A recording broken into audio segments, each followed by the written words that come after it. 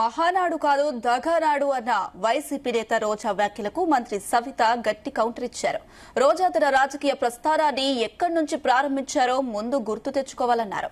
మహానాడు విజయవంతం అవ్వటాన్ని సహించలేకే వైసీపీ ఇలాంటి విమర్శలు దిగుతుందని మండిపడ్డారు. జగన్ గొడ్డలి పార్టీకి మహానాడు గురించి మాట్లాడే హక్కు లేదంటున్న మంత్రి సవితతో మా ప్రతినిధి సుమ ఫేస్ టు ఫేస్.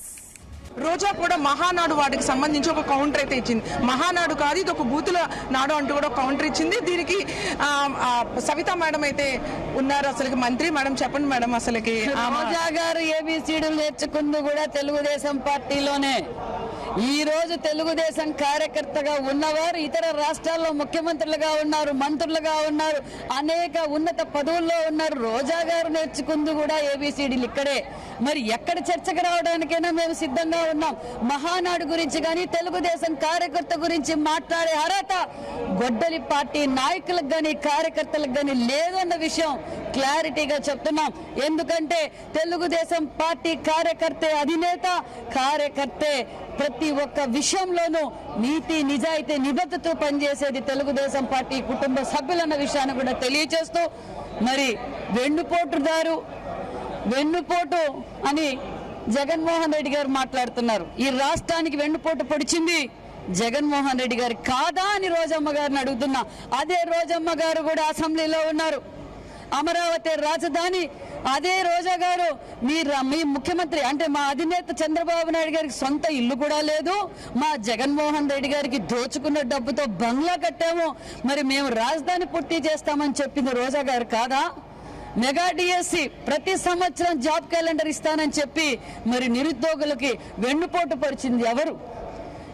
నేను తెలుగు రాష్ట్రాల్లో ఆంధ్రప్రదేశ్ లో ఉన్న బిడ్డలందరికీ మేనమామ ఇంట్లో ఎంతమంది బిడ్డలకి ఉంటే అంతమందికి అమ్మఒడి ఇస్తానని చెప్పి మరి ఒకరికే ఇచ్చి పిల్లలకు వెన్నుపోటు దారి పొడిచింది జగన్ రెడ్డి కాదా? ఉన్న పరిశ్రమలు తరిమి కొట్టి యువతకు ఉద్యోగ అవకాశం లేకుండా చేసి యువతకు వెన్నుపోటు పొడిచింది జగన్మోహన్ రెడ్డి గారు కాదా?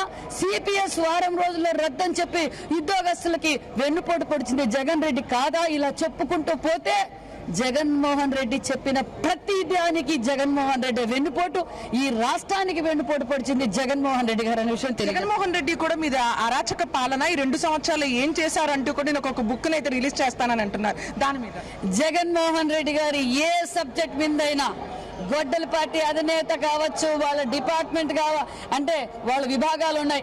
మా అధినేత ఇందాక విభాగాల గురించి చెప్పారు. వాళ్ళ విభాగం ఏంటో తెలుసు.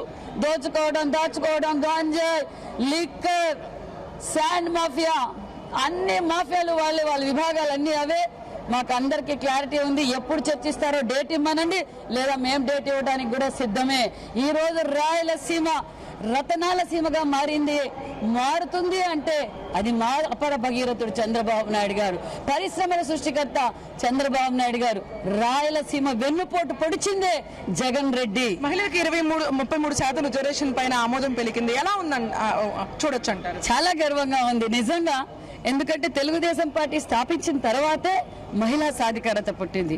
మరి రామారావు గారి ఆశయాలను, మరి చంద్రబాబు నాయుడు గారి అనుభవాన్ని ఈ రోజు మా యువగలం అధినేత మా సోదరుడు మరి 33% రిజర్వేషన్ అమలు పరుస్తాం అని ధైర్యంగా, ఎంతో నీతి నిజాయితీ, మహిళలపై గౌరవంతో మహిళా సాధికార కోరుకున్న వ్యక్తి కాబట్టి మా మహిళలందరి తరఫున, మన మహిళలందరి తరఫున కూడా మరి నారా లోకేష్ బాబు గారికి ప్రత్యేకమైన ధన్యవాదాలు. మహానాడు కూడా ఫుల్ గా సక్సెస్ అయినట్టు కూడా చెప్తున్నారు. ఇప్పటికే ఎంతో మంది అభిమానుల మధ్య, అలాగే తెలుగు నాళ్ళ మధ్య కూడా, తెలుగుదేశం ప్రజల మధ్య, అలాగే తెలుగు వాళ్ళకి ఎంతో ఆత్మగౌరవంగా ఉన్న మహానాడు అందరి దృష్టిలో ఒకవేళ హైబ్రిడ్ విధానంతో కూడా కాకుండా అలాగే విర్చువల్ గా, ఫిజికల్ గా కానీ వాళ్ళ ముంగిల్లో చేరుకుందంటూ కూడా బీసీ వెల్ఫేర్ మినిస్టర్ సవిత అయితే చెప్తున్న పరిస్థితి నెలకొంది. Cameraman Sravanth, Suma Upender, Zee Telugu news, TDP party కార్యాలయం.